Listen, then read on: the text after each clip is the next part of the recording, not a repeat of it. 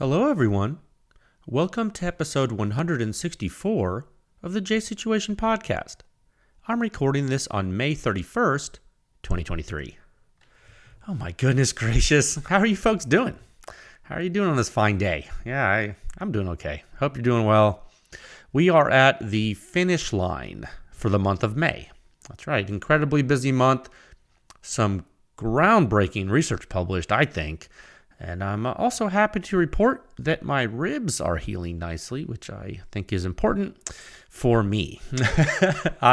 So what I've chosen to do here, guys, is I've chosen to split the topics of discussion into 2 episodes. Okay, so I will be speaking about the HUXWRX FLOW 762 Ti, the new silencer for which I just published data on Monday, Memorial Day, but we'll do it in 2 episodes. Okay, this episode is part 1, the 308 bolt action phenomenology. Then next time in episode 165, we'll tackle the 556 Mark 18 behavior. Okay, I don't usually split things up like this, but I don't want to do a 2.5 hour long podcast right now. And I just have to say, I was going to, but actually my wife had the idea of splitting it up, and I thought it was a really good idea. I don't know why that never occurred to me. She is more of a reasonable person than me. Sometimes she keeps me grounded, and I think she sees me from a different perspective than I see myself, and so oftentimes she'll help me focus on doing things in a more practical way. So shout out to Mrs. PEW Science on this one. She's the real MVP. You guys don't even know. So yeah, but before I get into this insanity, a brief word about the salt of the earth, the people who sponsor this podcast to make it possible for all you to listen to. That's right. The J Situation Podcast is now proudly sponsored by Top Gun Range Houston. They're really great. If you're in the Houston area, even if you're just visiting, they're worth checking out. I've been there. They're cool people. They all own silencers. They're great, okay? In addition to having a 15-lane indoor shooting range, which is pretty safe, they monitor it with cameras. It's so great. They have the largest rental fleet, the largest firearm rental fleet in the whole state of Texas. And that's a pretty big state. And you can rent pistols and rifles and shotguns and machine guns. And they're all gun guys, and they're really cool, and girls, and they're so cool. And I just think you should check them out if you're in Houston. They're near the Galleria. There's some construction going on near there, but I think just to go hang out, at least. You don't gotta buy anything, just gotta go hang out and check out what they got. Okay, the TopGunRange.com. You can check out their inventory, and you can find on my Instagram at TopGunRange. Okay. Also, this episode of the podcast is brought to you by High-End Armament Technology, a dealer of exactly that, high-end arms and accessories. They have significant longevity in the machine gun game, the NFA game, and significant expertise in the procurement and operation of ridiculous things that are very expensive, like night vision, thermal optics, and infrared sighting systems. Robert and his crew have decades of experience using the gear and understanding how it works, and they're the folks that I would call if you're having trouble finding something difficult to find. Okay, sometimes you have to enlist the help of someone who knows how to find things. Check them out at highendarms.com, on Instagram at highendarms, and they even have a Facebook page which is also High End Arms. I hope they can help you. If you do use them, tell them that Jay sent you. And the J Situation Podcast is proudly sponsored by Silencer Shop. I think that's a pretty big deal. The largest distributor of silencers in the United States sponsor this podcast. And you can use their kiosk. You can do your fingerprints and photos electronically. And in turn, you cut down on errors. You simplify your silencer purchasing process. You get a money-back guarantee. That's pretty great. You get no transfer fees and no paperwork errors, most likely. And it's just you and your silencer with no drama. It truly is silencer ownership simplified. Check out the show notes for coupon codes. You know where to go for that. Don't forget PSTEN to get $10 off at Magpul, and then the code PEW Science at True Shotgun Club to get free shipping on ammo for the whole year. Well, rather, you get $20 off the membership to get that. You'll figure it out. And lastly, you can read. This podcast is sponsored by, I think, a really neat company. I might be a little biased, but it's sponsored by PEW Science, pushing the silencer industry forward. one test at a time. You can visit pewscience.com for the suppression rating. It's the simplest and the most accurate hearing safe rating for suppressed small arms. It's based on true human inner ear response of the entire gunshot from before combustion takes place until all the combustion is gone. And PEW Science is the home of the silencer sound standard. There are 7 sections, and it is the most in-depth and accurate silencer data and analysis in the entire world.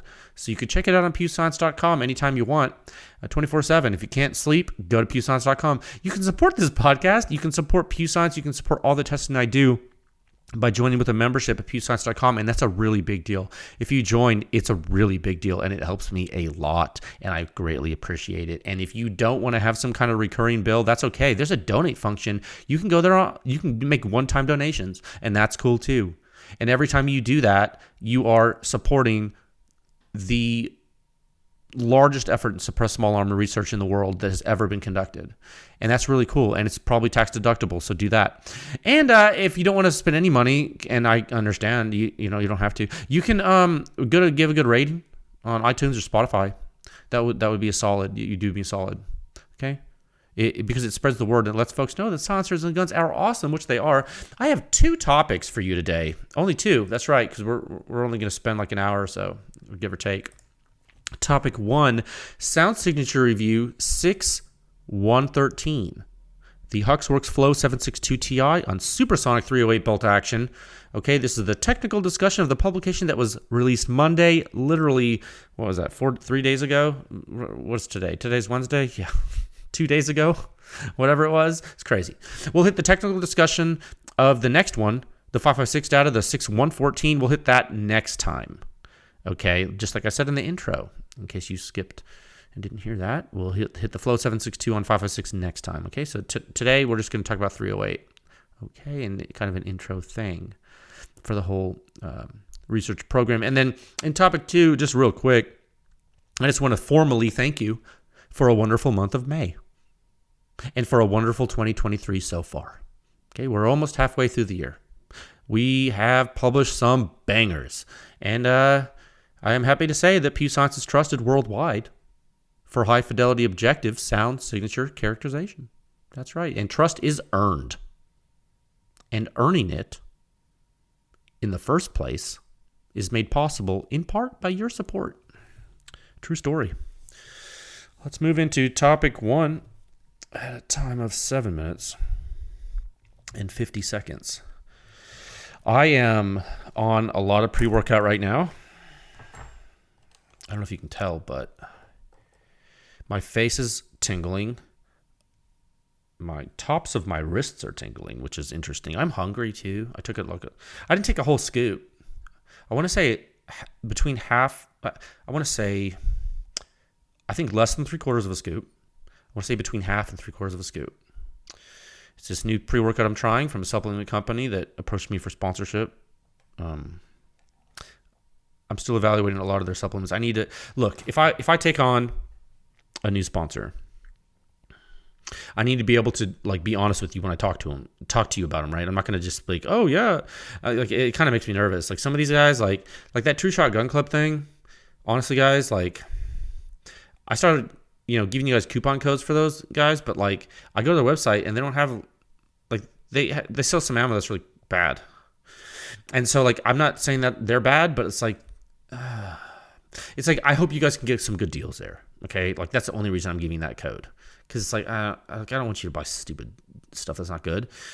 And then, and so if I'm going to be sponsored by a supplement company, and they're going to be I'm going to be yeah, use code or whatever to, buy this thing to put in your body and hopefully not die. I want to make sure that the product's good. And I have a lot of experience with supplements, for working out and stuff. I used to compete in powerlifting, formally. And then, I've lifted weights for a long time and I've used different supplements and stuff. So I feel like I'm not, I don't have a degree in kinesiology or nutrition, or, I don't have a medical degree or anything, but I do know how to get swole.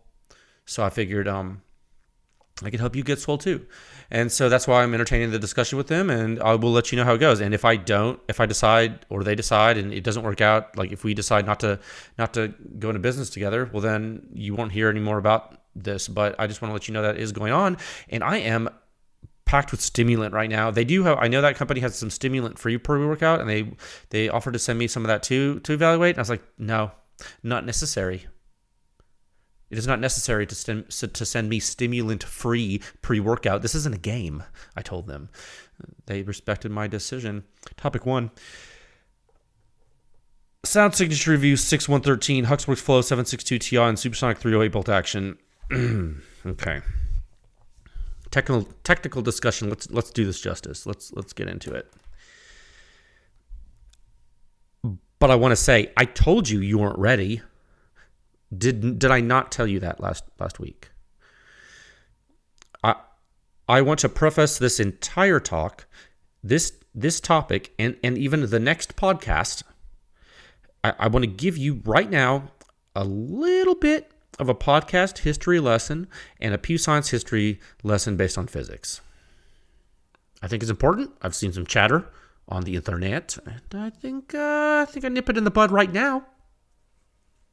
So there's no confusion, okay? And I want to give this quick brief on historical record and public record that is transpired, all traceable, all published on my website and in the RSS feed in perpetuity, okay? It's public, it's published.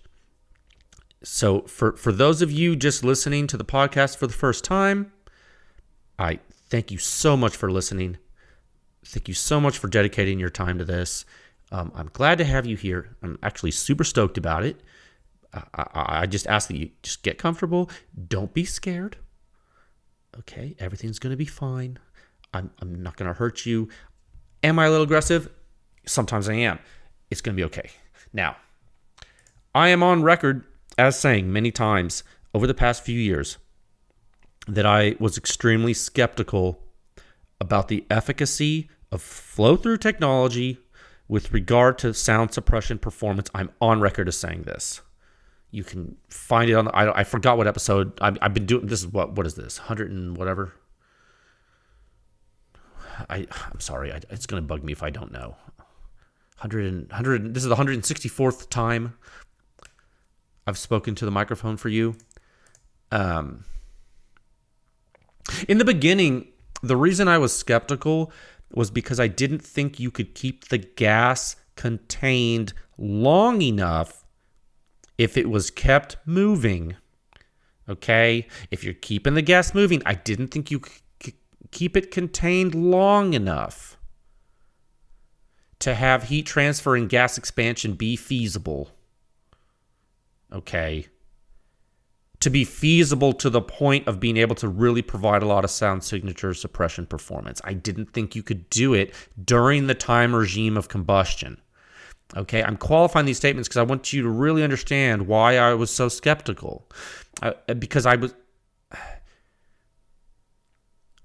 was just looking at the dimension of time. Remember, something we always talk about with this research, guys, it's the dimension of time. I always tell you, if you don't consider the dimension of time, you're going to miss things. Okay? This isn't static pressure. It's not a static event. Gunshots are dynamic. Okay? I've spent my entire professional career studying, researching, analyzing, designing, and testing the dynamics of systems, okay? And I'm telling you right now, firearms are very dynamic. I've spent almost 2023. So I've spent 2 decades doing this. 2 decades of my life. Every data plot you see at pewscience.com has a dimension of time. Every single one. Baked in. Time is permanent. You can't escape it, okay? I always consider it. I never talk about static events. I just don't. Unless it's equivalent static based upon a response of a system based on some math we can talk about later if you're really into that. But just stay with me. So I've tested the HXQD series. Remember? I remember. Remember the member berries from South Park? go watch it if you haven't, because you're going to get my jokes better. So I tested the HXQD series, okay, from HUXWRX OSS. I've tested the Cache 9K. I've tested the Flow 556K. And we've learned a lot. We learned how the HXQD Helix technology worked, the flow through in those silencers, the HUXWRX, their sixth, whatever it is, the sixth generation of flow through technology, more or less. I'm probably butchering that. HUXWRX, if you're listening, I'm sorry. I don't remember the exact generation the HXQD is. It might be the sixth. I don't want to take away anything from what you've done. I'm trying to illustrate to the audience the generationality, the evolution that you've gone through here. Okay. We evaluated that. We learned about how it didn't do as well with subsonic cartridges. We learned about why. This is all on the website. Okay. This is all on pewscience.com. We learned about why. Then what would we do? Well, then we saw what HUXWRX did in the Cache 9K. And we saw how they dealt with suppressing subsonic cartridges by using a more conventional technology, but still flowing fast. We saw that. All of this test data and analysis on the website. Okay, then what did we do at PEW Science? Then what did we do? Then we tested the Flow series, the Flow 556K, and that was last year, wasn't it? Yeah, 2022. So I'm not going to go into a huge history lesson here with OSS and HUXWRX and PEW Science, but I have a few, I wrote them down right here. I just wrote them down. I have a few bullet points that I want to mention before we get too deep into this, okay? So this is public record, and it's consistent, and I want to make sure you understand it. PEW Science tested the HXQD stuff before having ever spoken with OSS or HUXWRX. You understand? After OSS saw my data and analysis, they saw that PEW Science was the only place in the world publicly characterizing the technology properly. So they invited me to their laboratory. Okay? After that, OSS became a PEW Science client. Then the HUXWRX rebrand happened. And the first testing effort in that relationship was for the Flow 556K. And now here we are in present day with the Flow 762 Ti. Okay? So now you understand the complete history that has been public and spoken about ad nauseum. I want to make sure, I know there's a lot of new people listening to this, so I want to make sure people understand like the progression. Okay? This is important, and I'm saying things that are really big right now that some people are going to roll their eyes, and I don't care. It's important for you to understand. PEW Science remains, to this day, the only engineering laboratory that has publicly characterized the HUXWRX flow-through technology to demonstrate the efficacy of actual personnel protection. Full stop.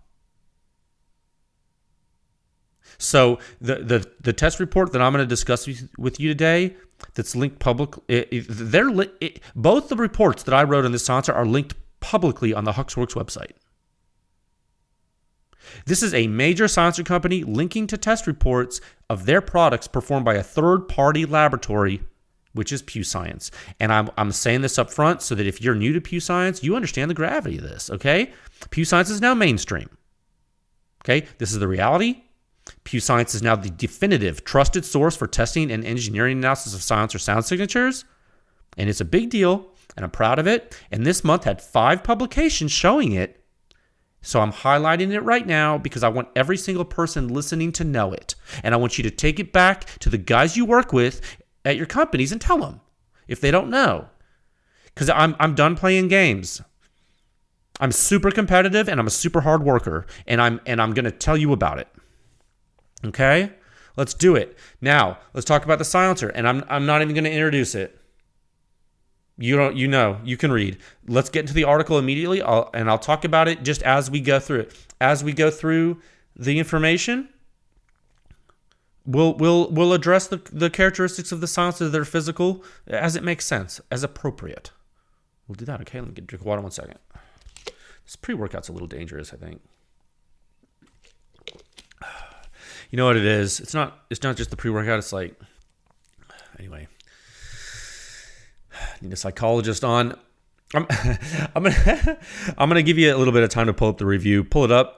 So this is gonna be Article 6, 113, want to make sure you guys get in the right article, okay? This is the HUXWRX FLOW 762 Ti on a 308 bolt gun. All right, so it's number 113. So it's not the most recent. The most recent is 114. They were both published on the same day, okay? Okay. What I'm going to do, as always, I'm going to use the member review. And if you are following along at home, it's totally okay. You can use the free review. It's no problem. If you're not a member, it's okay. Pull up the free one. It's going to work just fine. But again, I do want you to know, if you are not a member and you like the information I give you, I would ask that you join with a membership to help the research continue. It is very cheap. I have not changed the price for over 3 years. Please consider supporting it. It will help it continue. I am. Yeah, it's like that meme with Bernie Sanders. He's like, I am once again asking for your support. Bottom line up front, 41.6 composite suppression rating on the Savage 20-inch barrel 308 bolt action, 28 flat at the muzzle, 41.2 at the ear.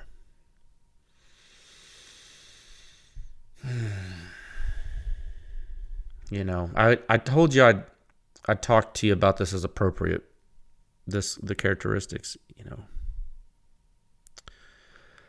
If you've been following this research for any length of time, what I just said should absolutely shock you. This is most likely one of the craziest data points PEW Science has ever published, public or privately, in the entire silencer sound standard pedigree. Okay, I am telling you, if I didn't test this myself, I would not believe this data. For anyone that is skeptical, good. I want you to be skeptical. If you weren't, it would be weird. That's how crazy I think this is. I think this is one of the most surprising data points I've ever collected. And one of the most surprising suppression ratings I've ever calculated. Okay? I'm telling you. Okay, so let's talk about what it does. It's important. Okay, now let me get how am I gonna okay, so before I take you into a technical path, I'm gonna take you into deep water, okay? So before I take you into a technical path, remember this is a flow silencer. Okay? That is the brand name of HUXWRX's flow through rifle silencer product line. Okay? That's what the flow in all capital letters is the brand name of the latest generation of the flow through technology, and flow through is their technology. That's the proper name. It's a trademark name.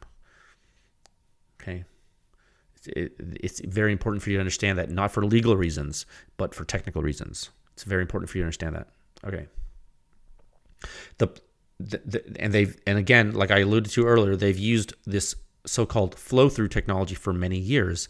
The previous generation was called the HXQD line, and the HXQD line, and I've explained this ad nauseum on other episodes, but it's been a minute. Let's talk about how it worked.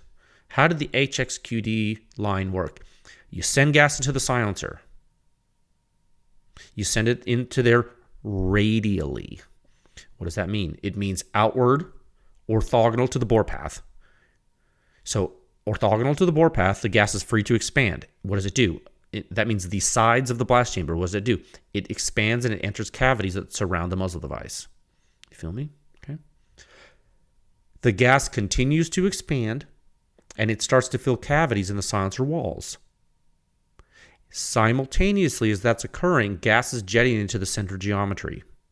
Okay, this is happening in tandem. The gas, it's forced to travel at an angle in the cavities, and it starts to traverse a radial path at a certain angle around the entire circumference of the silencer. Okay, and there are ports between the path and another layer. And so the gas continues to propagate and expand, and it fills this cavity, and it reaches a region of porting, a porthole, and then it traverses into another cavity, and it goes into another direction, and then the gas reaches a final cavity, and it traverses another path, and then what does it do? It's exhausted out of the front of the silencer through distal vents. And the entire time this has all been happening, there's primary bore flow going through a center turbulent zone with different geometry through the primary bore. Okay, so you look at this methodology. Okay, you look at this methodology of behavior and you think to yourself skeptically, how the heck is this going to make anything quiet? To use that word quiet, which is crude. It's a crude word, but we'll use the word. This skepticism is what I had before I tested the HXQD series. Remember, I'm still talking about HXQD. Now, I knew that in a traditional silencer, you have to expand the gas. You have to keep it trapped. You have to let it cool. You can get more cooling from heat transfer in conjunction with expansion. And if you're clever, especially with high pressure shocks, you can utilize porting into other cavities to do some crazy things. I knew that. I didn't see any of that in the HXQD line that I thought would work well enough. I just didn't. And I didn't think the gas would be contained long enough to be able to expand enough prior to exit. And I wasn't sure how much heat transfer would really occur. You understand? These are my technical concerns these were my technical concerns with the technology, and this is and because now I have built this vocabulary with you, so you understand what I'm saying. All the people that have listened to me for years speak on this podcast, I can speak to you like this, and you know exactly what I'm saying. Isn't that cool? Because we've raised the bar. Everyone is with me here, and if you're not, it's okay. You can catch up. I'm not going to leave you behind. Now, so I tested the HXQD. It turns out the degree of efficacy was way higher than I thought it would be. Okay? And you can take a look at the HXQD data on the website. One of the first reviews I published was the HXQD 762 on this same bolt gun. That's right. And it did way better than I thought it would. To me, it looked like HUXWRX had cracked a nut. It was super interesting to me. I got a kick out of it. That was internally funded PEW Science work. Dude, I don't even remember. I'll look in when we get into the review more. I scroll down. I think I have it referenced. I tested it a long time ago, many years ago. Okay, way before I had even spoken with them. So after that, and HUXWRX did the Flow series, and again, we'll talk about the Flow 506K more next episode because that was tested on the Mark 18. Yeah, but when they started the Flow series,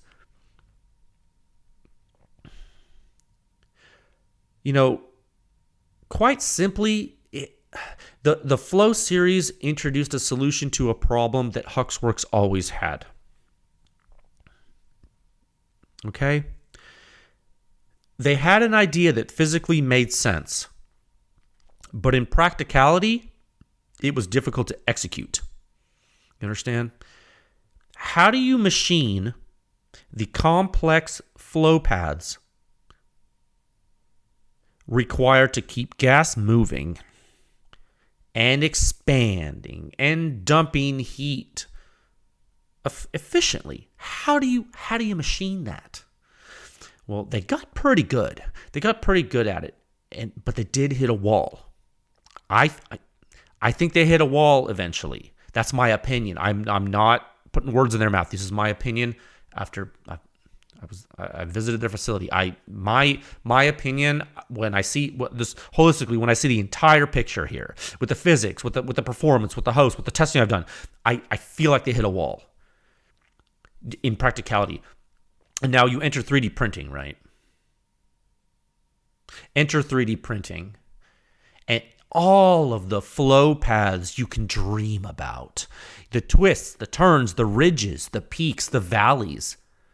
What can you dream up? What paths can the gas take? What metal can the gas touch? And for how long? How long can it be touched? Where can you reflect the shocks? Where can you break up the wave reflections? How many wavelet zones can you create? I'm going to we'll talk about wavelets now. You have many things in your vocabulary. I'm slowly giving you more. How many wavelets can you create now? What can you diffuse? What can you expand? What can you convert? What can you do with the energy? You can't destroy energy. You can't create energy, but what can you do with it? Okay, these are all questions that you can ask yourself conceptually. And with 3D printing, if you are making silencers, these are the questions you should be asking yourself. Okay? If you're listening to this and you're a silencer maker, if you're in your workshop. Okay? If you really want to do a certain thing, there is now a way to do whatever you want. The challenge is, who has done it first? And are they going to be upset with you if you look at their paper during the test? Is the teacher going to see you? Yeah, bro, the teacher's going to see you, so don't cheat. Okay, and by teacher, I mean the court if you get sued. So here, it's not my rodeo. I'm just telling you. We are entering voodoo magic time, and I've seen some stuff, just happen in this industry. I've seen designs, and I look at things sometimes I'm like, wow, I'm glad I'm not applying for patents on these things. So here we are, back to the data, looking at this with this backstory. You have these, these words in your vocabulary now for the physics. You get 28 flat at the muzzle. Guys, that's basically what happened with the HXQD 762. That was almost the same severity, frankly, but not the same behavior. Okay, it's not the same behavior. Just because the muzzle suppression rating is the same doesn't mean it's behaving the same. No. Okay. Now, I don't want to get ahead of myself here, but I do want to say PEW Science members get a comparison case study in this article showing the gas dynamics of the flow and the HXQD and their differences. Okay? HUXWRX was able to change the sound field based upon, you guessed it, the dimension of time. That's right. And how did they do that? Let's look at the fingerprint. Scroll down in the article, past the table that scares you, and look at figure 1. That's right, figure 1. Figure 1A, figure 1B, per typical. Figure 1A, as you know, is the entire time regime of interest for the combustion that you care about. Okay? What did we do? We let it blow down to ambient. We keep recording far past the point that we need to, past the point of blowdown for good measure, and that's what you see. You don't see reflections off of a berm. You don't see reflections off of the tent that you put right there, or your room, in your walls, or your barn, or whatever you're doing. You don't see any of those. You see the free field. That is what is labeled in the plot, the free field. Okay.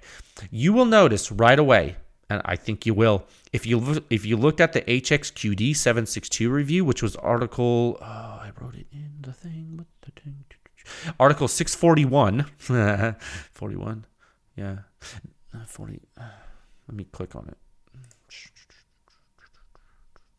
April of 2021, that's terrifying.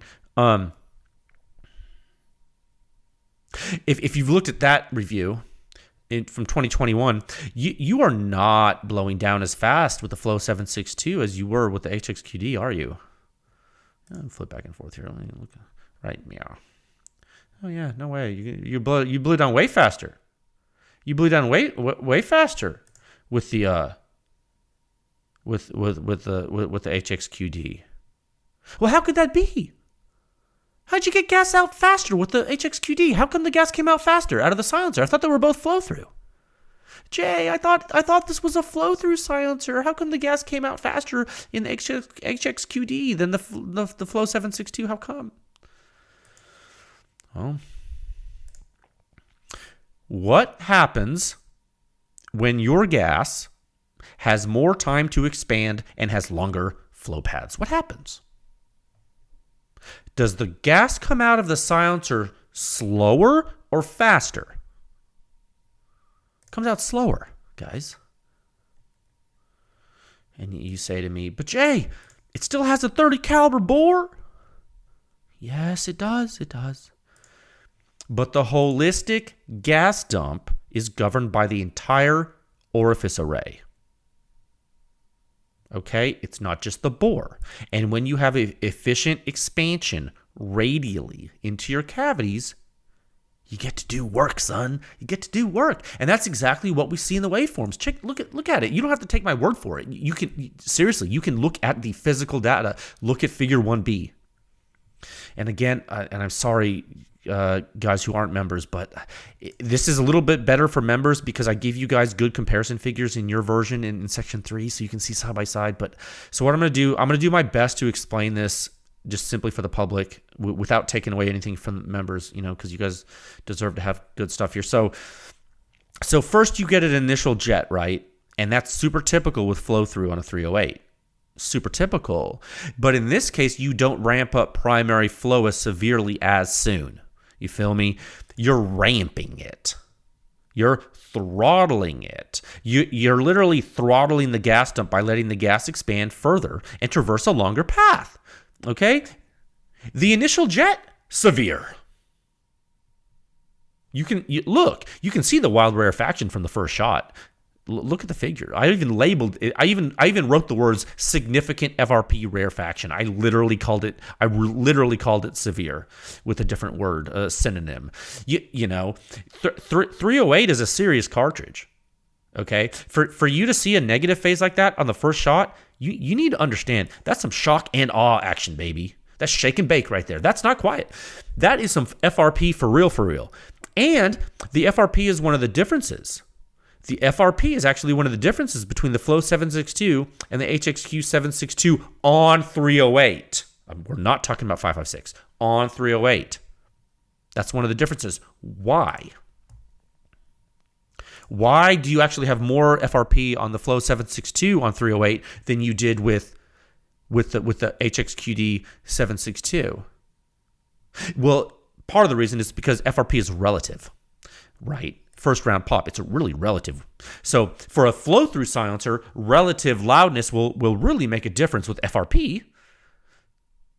Because you got to remember here, the HXQD, and this is in the article, the HXQD, it lost efficiency through the shot string, and that you should totally expect that. That's what I expect all the time for flow.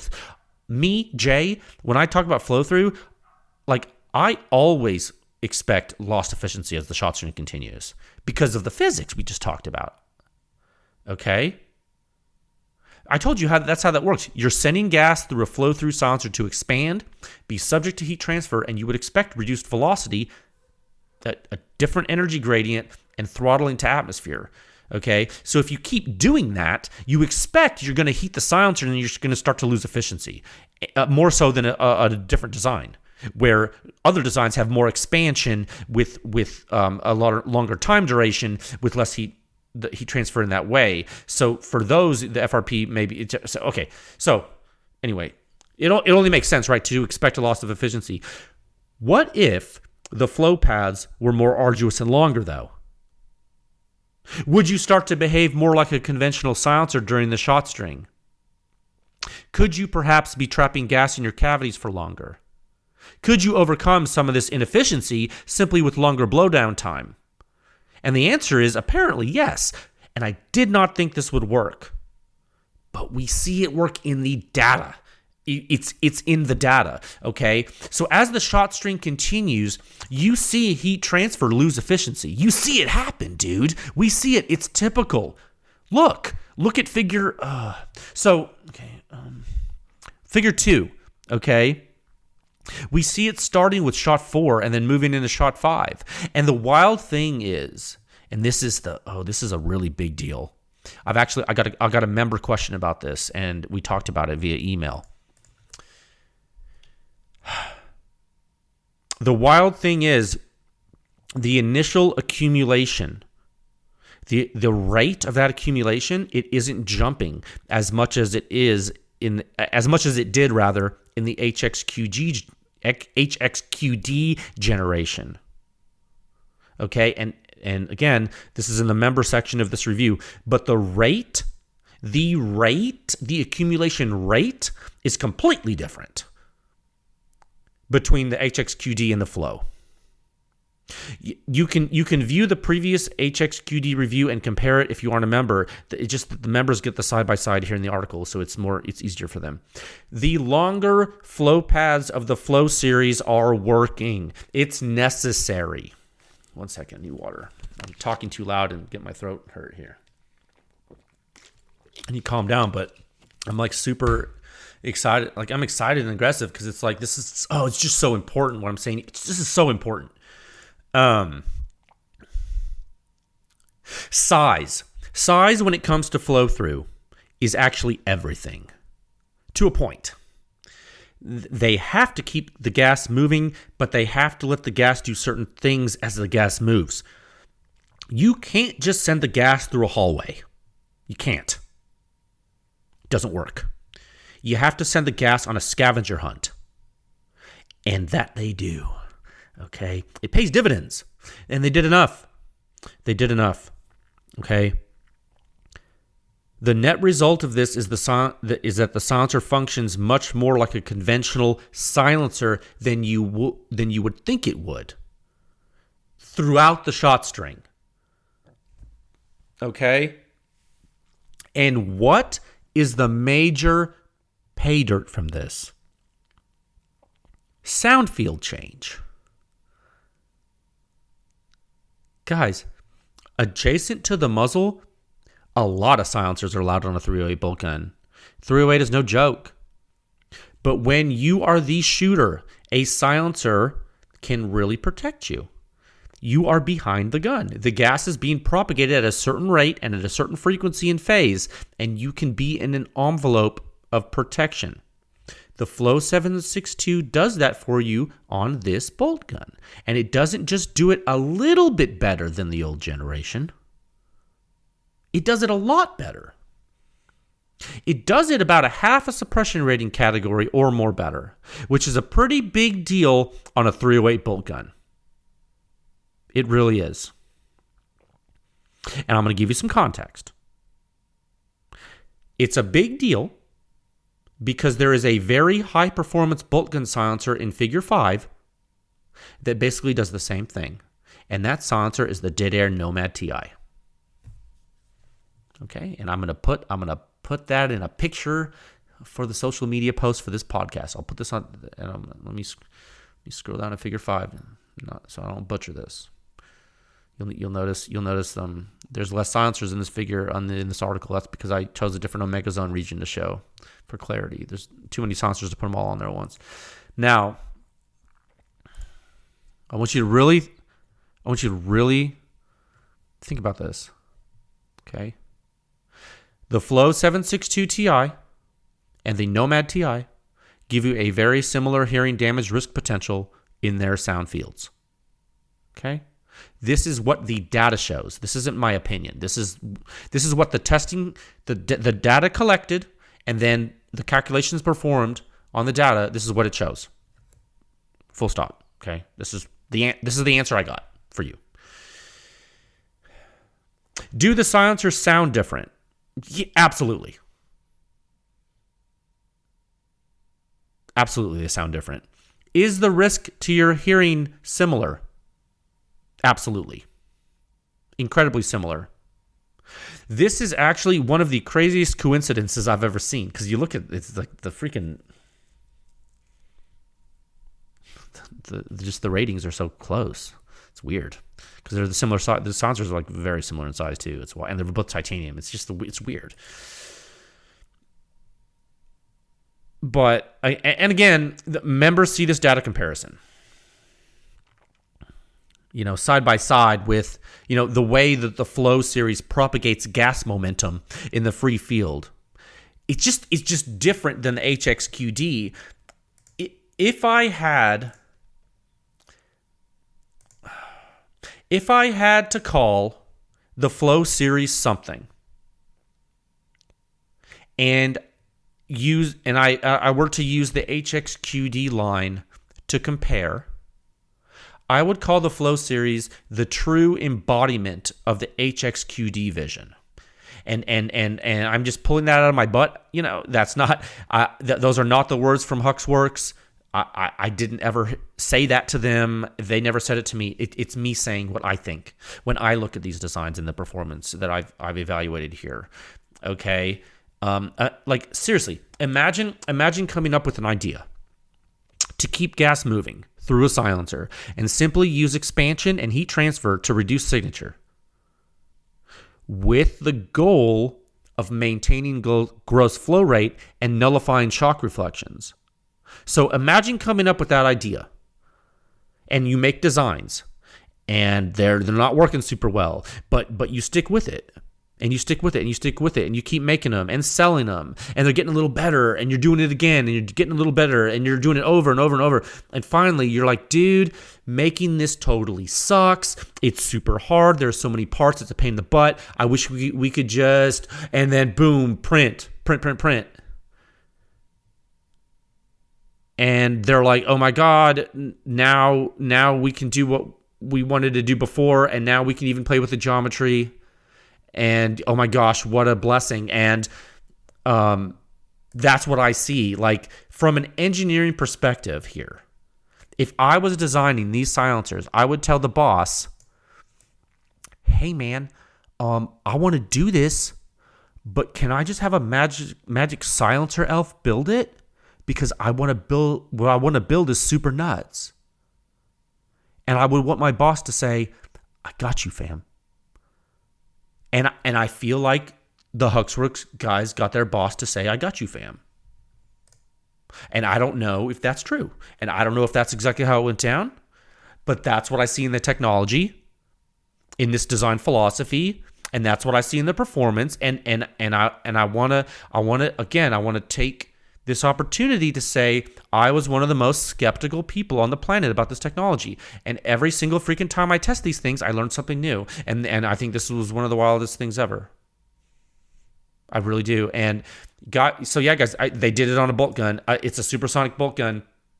Okay, now let's set some expectations here. Don't go thinking you're going to hit full Nelson or Hyperion levels when you go subsonic 300 blackout. Okay, no, stop. Don't slow your roll. Relax. Take a chill pill. Because I've seen some stuff people talking about. I want you to relax. We don't even have that data yet, and I haven't tested it, and it's not going to do what. Okay. Look, we saw what happened with the HXQD series with subsonic 300 blackout. That was not a good time, fam. That was not a good time. It was not for that. Okay, it's not made for that. The pressure was too low. The duration was too short in that silencer. Okay, it didn't do what we wanted to do. Now, what's the elephant in the room, though? Elephant in the room is, will the Flow 762 be able to improve that 300 blackout subsonic performance that we saw with the HXQD 762? Will it be able to improve it because of the longer duration blowdown? Because guys, we saw the longer duration blowdown here in this test, so that means that's real. So is that going to affect the 300 blackout favorably? I don't know. It very well could. Haven't done the test. Will I do the test? I imagine I will. Do I know when? No. Okay, so thank you for your patience on that one. I kind of want to know. It's one of my biggest curiosities, so we'll see. I have to know. I want to know. We have to know. I haven't done it. Okay, now, speaking of flow rate, 1 second. How are we doing on time? Oh, perfect. 49 minutes in? Perfect. Speaking of flow rate, now before I go into, I don't want to get too far off into this and talk about what I'm going to talk about next episode, with 556, but let me just say this. Let's talk flow rate. Let's talk omega metric. Check out figure 6 in this article, okay? I know there's omega metrics in figure 5. Just don't look at it like that. It's dumb. Look at figure 6 on a logarithmic scale. I might just start taking them out of that other one, because I think it's going to mislead people and stupid. I think it's better. It's better look at figure 6. People are already like not understand. It's like I took a huge risk publishing the omega metric, and most people are understanding it, but there's still some people that are abusing things. Now, I know what you're thinking when you look at figure 6. I know what you're thinking already. You're thinking, Jay, that's in zone 3. That worries me. It's in the same zone as the resonator K and the Hyperion K. I know those have some back pressure that can influence the weapon. I thought this was a flow-through silencer. What's going on? Is this real life? Now, I'm going to tell you guys what's going on. What's going on is real data calculated publicly and me plotting the answer. I told you guys, omega is not the only parameter that controls weapon function and blowback. Okay, there are other animals, including the alpha parameter. And I can tell you right now, there are things that happen early on in a flow silencer, just like in the HXQD silencers, that really help weapons. I have not shot this silencer on my SCAR yet. I do not know exactly what's going to happen. But I've spent a lot of time with the HXQD 762 on my 13-inch SCAR. It was awesome. I imagine this one's going to do pretty well. I'm kind of stoked. Will I be able to adjust the gas at all from unsuppressed? I don't know. I am going to do this and tell you, which will be freaking awesome. I'm not going to start abusing that on my 13-inch 762 SCAR without testing with 300 blackout first. So I don't know when I'm going to do this right now, but I'm going to do it. There might be some other folks that can do it too. Whatever. But I need to do it myself so I can tell you about it like with high fidelity. When I do operate the Flow 762 on my SCAR 17 SBR, we will understand more about the alpha and the omega, and it will be really neat. It will be a great practical case study, a great practical field case study. Okay, I think that's really important. And what a better way to bring the SCAR project update than the next SCAR project update from PEW Science, but to do it with that. I mean, what a fitting apparatus. You know, we'll have the KNS discarder with a SCARbrator, and we have the Flow 762. I think that's very fortuitous to have all those apparatus together working as one in tandem. So it's very good. Okay. I think that's all I really, gosh, it's so weird because the way I planned to do this was I was going to talk about both articles in one episode, and I don't think that's the best move. So, and I have this on my desk right here. I guess I'll just give you my concluding thoughts. They're not like they're not like they're the overarching conclusion, because I think we'll conclude the talk next time when we talk about semi-automatic operation with the silencer. But I have this silencer in my hand right now and on my desk. What do I have on my desk right now? I have this Flow 762. I have the Flow 556K, Surefire, SOCOM 556 RC2, Rugged Razor 762, HXQD 762, Maximum Defense DSX, SWR Spec War 2, Nomad TI, Otter Creek Labs Polonium, and a Lahar 30L from Air Precision. Just because there's recent things that have sat on my desk for a minute. And I'm telling you, when I put this silencer down next to all these other silencers, it's around the same length as the Polonium and the Nomad TI. And I look and the RC2, the 556 RC2, and I look at the phenomenology differences, just the behavior differences between the Nomad TI and the Flow 762 Ti and the Surefire SOCOM 556 RC2, knowing that the composite suppression rating for the Flow and the Nomad TI are basically the same, and the composite suppression rating from the RC2 and the Flow 762 and the Mark 18 are basically the same. And you look at that, you look at the paradigm here, you look at the variability in gas dynamics and result of hearing damage risk potential. You look at that, and it just of silencers spanning just over a decade. You've got the RC2 and the Nomad and the Flow, and just different types of technology, old and new, and printed and machined, and 556 and 762, and it's just the fact that they exist all in the same timeline, and we're getting the answers we're getting on the weapons that we're using. We're just learning so much about this. I feel like today, May 31st, 2023, it's just a pivotal day for me to be holding a silencer in my hand made out of a 3D printed titanium alloy that left hand threads onto a mount with a taper, that I shoot it on whatever gun I'm shooting it, and thrust comes out of the circumferential vents on the distal end at an angle and self-tightens it to the mount that facilitates enough contact with combustion gases during the time regime of blowdown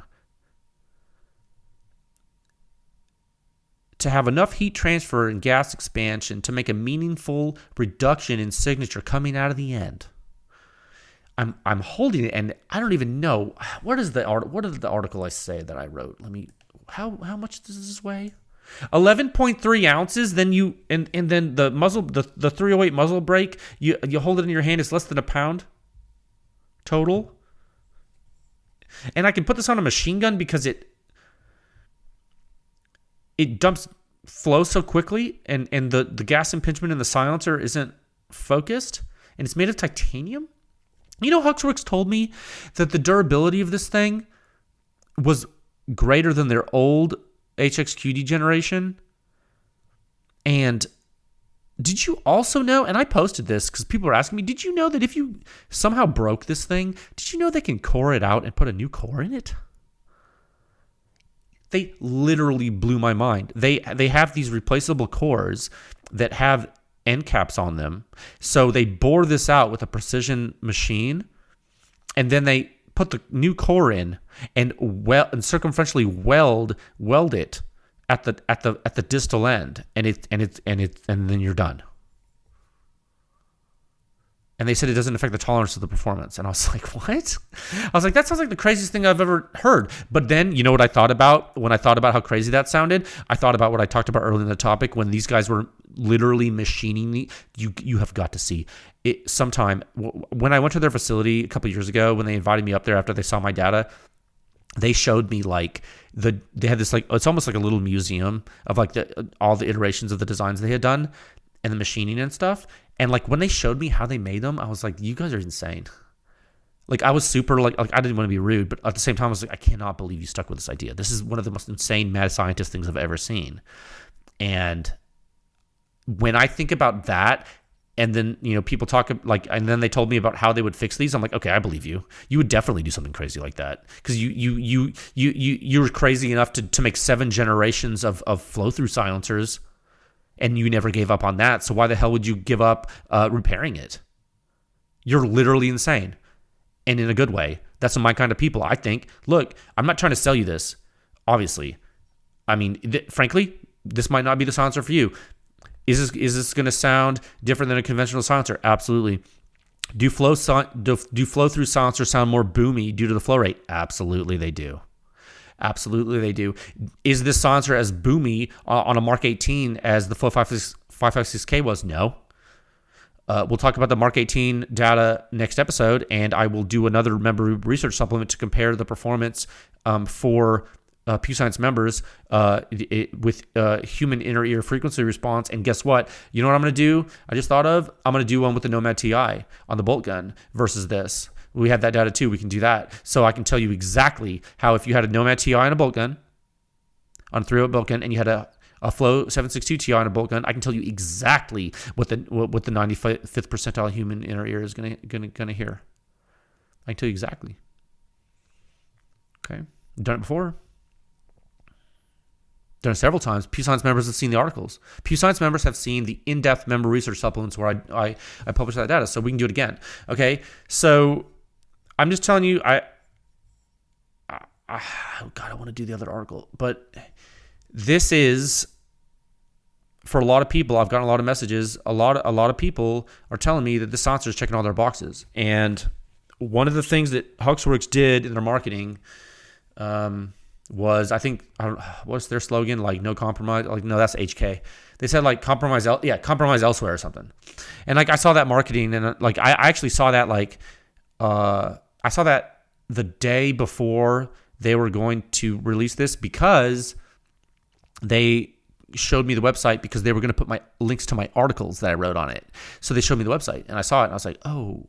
And like I saw their slogan, and like I thought about it, and I was like, that is actually a really interesting way to market something, because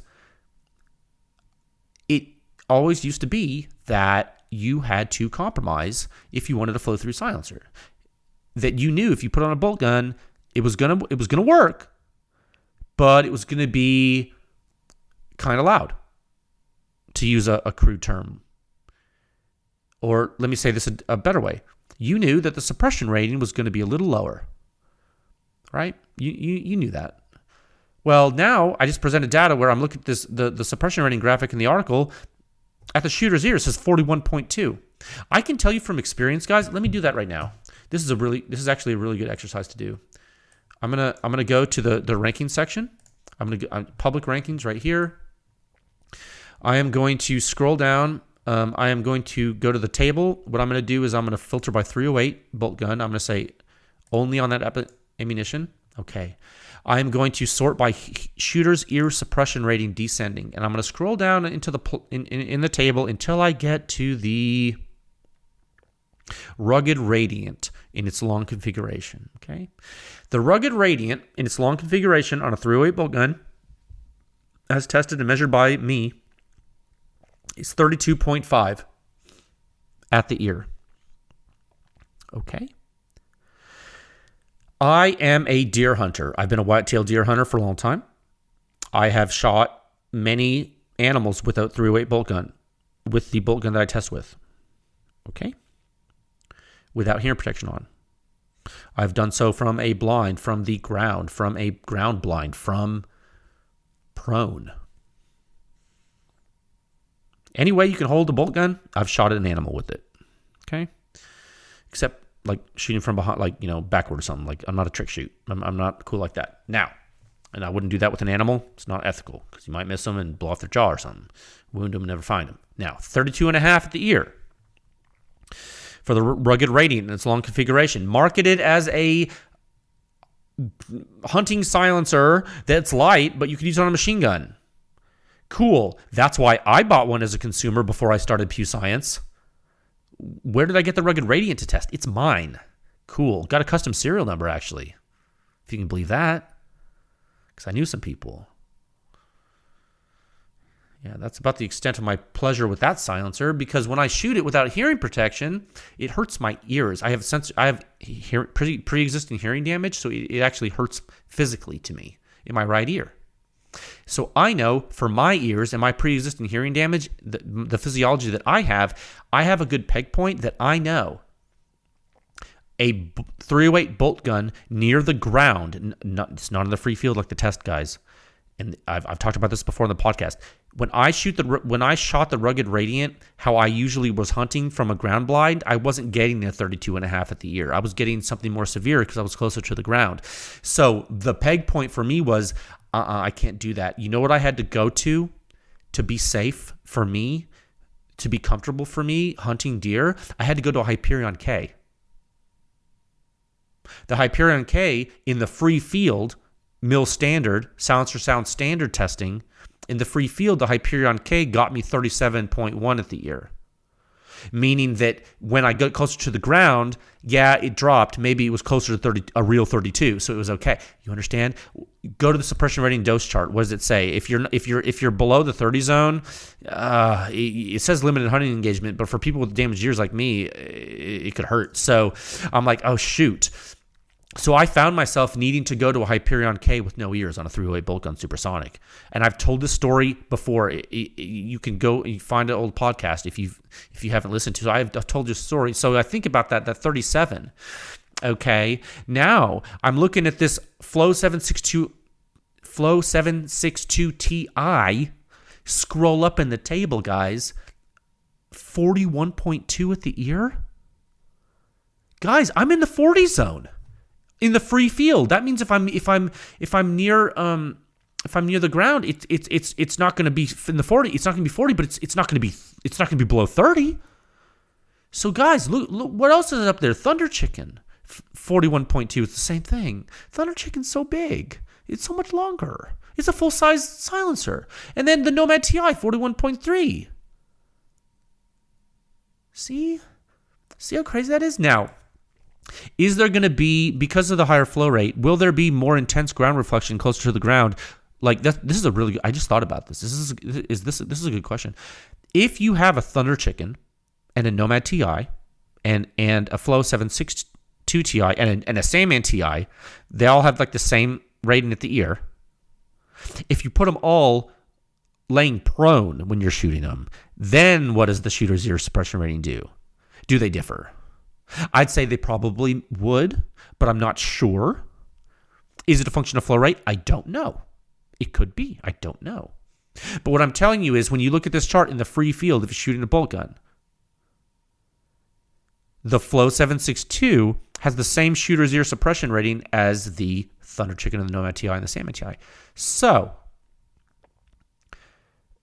when you look at that, and let me go back to the review, I'm just looking at this and you're like, this is like I said before, one of the craziest things that we've ever seen. Because you wouldn't think that a flow-through silencer would do that. So HUXWRX did it. I mean, that's what the data shows. So I guess that's all I got for this topic. I don't know, man. I've been shooting the Flow 556K on my 556 ARs, and I know a couple SWAT teams that have used it, and they've actually told me their experiences and sent me pictures of the Flow 556K, and one of them sent me one where they broke one, and the way they broke it was they dunked it in a bucket of water. Well, one of their guys was dunking it in a bucket of water and shooting it and stuff, doing crazy things, and he ended up, I think what happened was a projectile destabilized inside it because of some steam cross-jetting or something. I don't know what happened exactly, but they had like a bunch of guys shoot like 30 of these things. Like they've been shooting, and the only problem they had with it was that, and I saw the picture. I know that you have to clean these things, and I think we'll talk about that more next episode. No worries. You soak it in like a solvent or whatever, and you can shoot it clean. It's not really that hard. So I wouldn't really be concerned about that. What else do you need to know about this thing? What did people ask me to talk about? I think that's it. I mean, I've talked about these things so many times. Like I talked about the Flow 56K already in when I did that review last year in 2022, and then I talked about the HXQD. They all self-tighten on the mounts. So what is this thing? It's basically 6 3/4 inches long. It's 7 inches long when you put the mount in it. Oh, that's important. Yeah. So originally the old mounts, they were flush fit. Why is this not fitting in the side? Oh. It's because I have to screw it in left hand. Be smarter than the mount, Jay. That's why they have a lock and unlock graphic on the silencer, so you can, so Jay can figure it out. When you screw it all the way on the mount, there's still wrench flat visible and accessible. So if for some reason you got it stuck when it wasn't on the gun, you could get it out. Now, what the really cool thing is, because it's left-hand threaded, and these things have always been like that, and it's just like that CGS SCI 6 mount, they're left-hand threaded, so you can put the mount on the gun, right? And then if you turn the silencer in the same direction that you would tighten the mount on the gun, the silencer will come loose because the silencer is left-hand threaded to the mount. So that's really great. And so someone asked me, oh, this is really good to talk about. Someone asked me, hey, I heard that the silencer could get stuck on the mount because it's tightening itself because the distal vents are producing jet thrust to tighten it left hand. And I told them, you know what? The Flow 556K, they actually, you can look at the angle on the silencer, and they adjusted the angle to be less severe so it didn't get as tight. And I think that was cool. If you look at the angles of the Flow 762, the angles are actually more severe. And you know what why they could do that, I bet, and I haven't talked to him about this, but I almost 100% guarantee you I know why. You know why they can angle them more on the Flow 762? Because the gas velocity is probably not as severe. Why? We talked about it. Longer flow path, longer duration, more gas expansion. In the Flow 556K, that momentum transfer, and oh my God, I just realized something. You could use the impulse waveforms at pewscience.com to calculate the torque value. Oh my God. The first person that gets to do that gets like a free membership to Pew Science. If you can calculate, holy crap. Oh my God, you can do it. Do it. Okay. Here's your homework. You go to, I'm going to go long on this podcast. See, I can't help myself. You go to review number whatever for the Flow 556K on the Mark 18. You get the impulse waveforms in the free field. And you know how far they are away from the distal end of the silencer, don't you?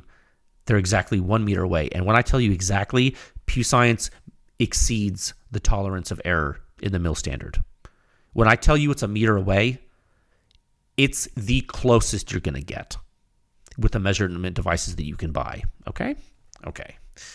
It's a meter away. You know what the impulse waveforms are. You see the units. They're in Pascal milliseconds. You know the time. You know the distance away. So what can you do? You know the momentum transfer potential. And you know the size of the silencer, you know the angle of the vents, you know the projected area. You can do the physics. The only thing I'm not going to give you, I just assume standard conditions outside. Okay, if you end up doing this calculation and you find that it varies a lot with temperature, I will help you with that. Okay, if you get that far. Okay, do that, and I bet you could figure out a ballpark swag at least on how much torque you are generating to tighten the silencer with every shot. You can do that for the 556K. You can do that for the Flow 762. And I bet you that you can figure out which one gets tighter on which guns from the test. Isn't that cool? Oh my God, I just thought about that. You can totally do that at home. Oh my God, that would be. I got to think about what to get you. Do you get is a free Pew Science membership really that valuable? It's really not. The value of Pew Science is supporting it. What can I give you that's cool that you can't get? Like a Pew Science sticker pack, because I have stickers. I could give you that. I could give you like the first Pew Science t-shirt when it comes out. I'd be like, I can make you a balloon animal at your birthday party. No, I'm not. I'm probably not even good at that. I could probably make like a wiener dog balloon animal. That's probably like all I could do. Well, think about that. But wouldn't that be neat if someone calculates that? Oh my God, calculate it. Try. You know what you should do? You should calculate that for the Flow 762 on both. Do every article. Do every OSS thing. HUXWRX thing. Do every one. You have all the data. If you're bored, you could calculate that. I'm telling you, you have the dimensions of time. You have the impulse magnitudes for every shot. You have the distance to the sensor. So you can understand decay. You could do the math. You could find the torque. And then what you could do, we could check the answer. Well, for one, we could check it mathematically, right? But then, you know what we could do? We get a torque wrench, and we could see how much torque it takes to take it off the mount after we. Oh, but it's a taper. Let me think about that. Okay, yeah.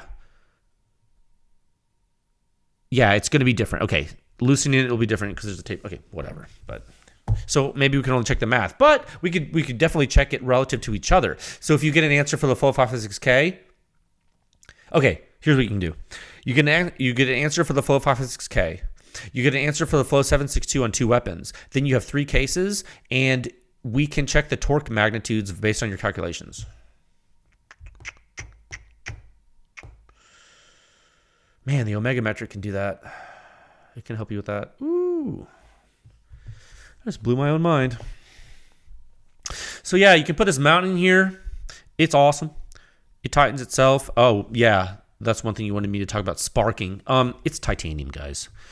HUXWRX says that like you can season it by like shooting a few hundred rounds through it. Maybe you don't get sparking as much. I mean, listen, it's a high flow rate silencer and it's titanium. So let me explain to you why titanium sparks.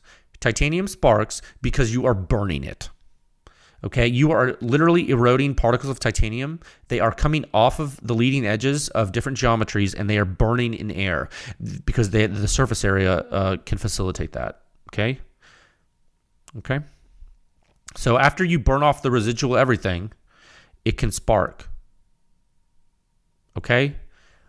That sparking is going to be a function of a couple of different parameters. It's probably not going to spark all the time, but I'm going to tell you to expect it to probably spark sometimes, at least. And I will not know more about that until I do it myself. Okay? Okay. With regard to actual flash, though, I don't know that you will get much of that. Remember, flash and sparking are 2 different things. Okay? It's very important. Okay. So for now, I hope I didn't leave. I'm not used to only talking about the one article. I hope I didn't leave anything out. Oh gosh, let me look at the conclusions. Did I miss anything? Okay, no, it's good. Yeah, court. Yeah, I talked about the Thunder Chicken and the Nomad TI.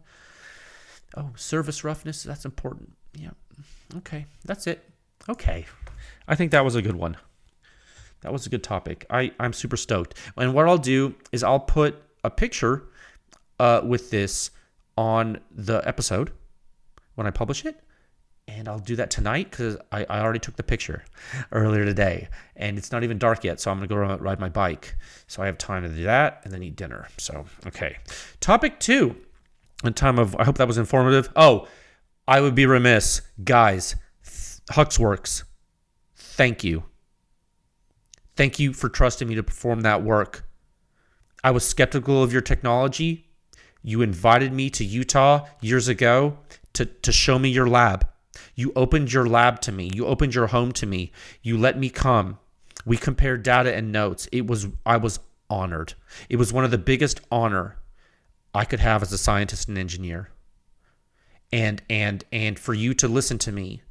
And I listened to you, and we looked at our. I think it was so nice, and it warms my heart that you did it, and I really thank you. And you let me do work for you. You're my client, and thank you for trusting me to perform this work. And then you even put my test reports on your website, and you have government contracts, and you took the risk to put an independent test lab's reports of your product on the website, on your website, with my quotes from the articles. I can't, everyone that's listening to this, I cannot tell you how big a deal that is to me and how big a deal it is like for the industry, because for a company to do that is a big deal. That's a lot of risk. Okay? I want to keep this really positive, but I've seen some things people saying about me about this. I've seen some people have been sending me some stuff that people have been saying about me when I release this information. And I don't know what to say about some of the bad stuff that people say about me. I don't think I think it's really messed up because I actually posted something to my social media story today. There's a guy, I posted something. I said, you know what? You guys have 114 articles on this website right now. And if you want silencer data, it's the most detailed data in the world. It rivals the quantity of data from science manufacturer archives, and it rivals the quality of data from the national labs. And you know what? A guy from one of the national labs DM'd me, and we talked about that. It just so happens that I recently, within the past year, peer-reviewed a paper for his national lab. And he told me, and I screenshotted the conversation, I shared it to my story, and I actually put it permanently as a highlight on my Instagram account in both accounts. I called it Laboratory. He told me that he can confirm that my reports are the quality of the national lab reports. And you know, and I thanked him, of course, for saying that, because it was very kind for him to say that to me. But I already knew it was, because that's where I said it. And how do I know that? Because I work with the national labs. So when I tell you guys that my information has been peer reviewed and I peer review stuff and I know what I'm doing, I'm not trying to brag. I'm trying to tell you, if you don't listen to this information, that's okay, but you're actively denying yourself information that can help you. Okay? So when I see someone on social media, people send me these things, when people are speaking very badly about me and my character and stuff on social media, and they say they say things like, show me, bro. He's not even showing the test. It's like, dude, I have shown you more test information than anyone in the history of mankind. So the data's linked on a silencer manufacturer website. So this year, what did we go from? We went from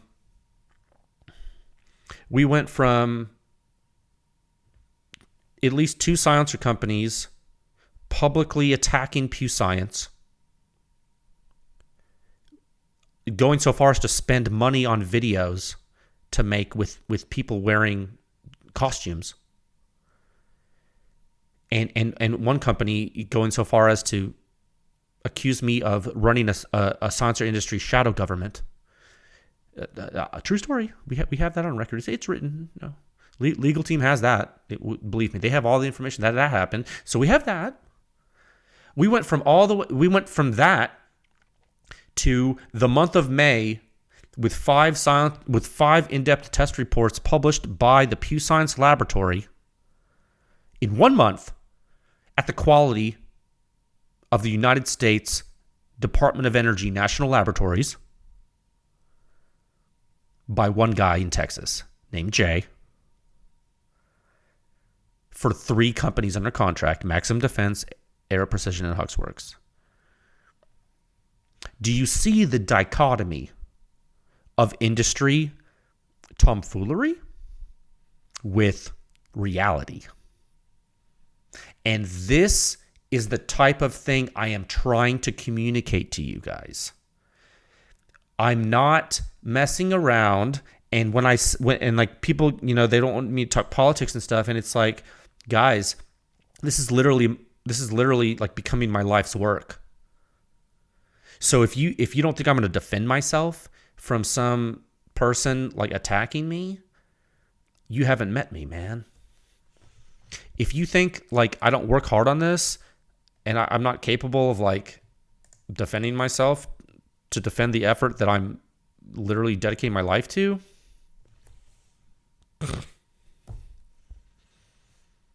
like, how hard do you think this is? You think this is easy? Like the type of person to do this? Do you know what I'm capable of?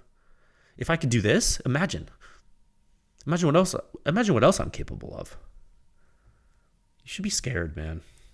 And that's a good time to go into topic 2 at a time of 1 hour, 23 minutes, and 57 seconds. See, I'm glad I didn't do two of the things that would have gotten me too heated.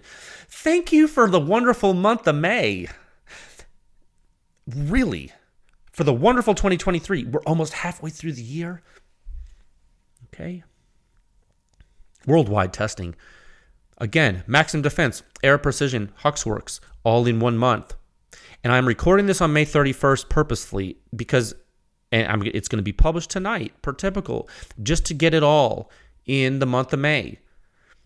I set out to succeed at beating a record, and I did it for PEW Science. This is the craziest month I think we've ever had in this company. I very much sincerely appreciate you guys taking the time out of your day to listen to this podcast. And I started the podcast before I even started doing silencer testing. I had the first episode was Chris Graham from YHM. I know I had Tom Bowers on here. I had Jimmy Bell. I had Carl from Energetic Armament. I don't know if they still listen, but it doesn't matter. It was always my mission to communicate information to the masses, and I wasn't sure how I was going to do it, like exactly, right? But I knew I was the spoken word on a podcast, whether it be just a monologue with me, literally like a crazy person talking to a microphone, like I do. I didn't know if it was going to be that or a dialogue with others. I didn't know which way to go, but I knew I wasn't going to use video. Okay, because I wanted you to be able to listen anywhere at your convenience. You don't need video for this. And once I started this research progression, what happened was it turned into a public research diary. Okay, it turned into historically documenting the entire research progression as it goes on. Okay, and so what I'm going to do is, and this is my decision, I'm going to be more forward from now on when I speak about PEW Science membership. I think it's important for you to join, and I know it's not that expensive, and so I would ask that if you can spare the price of a cup of coffee and a bagel per month, or a kolache, or whatever you eat in your area of the country, if you can afford that, please join. Okay, it helps me do it, and I believe this is the most important effort in the history of suppressed small arms for the public.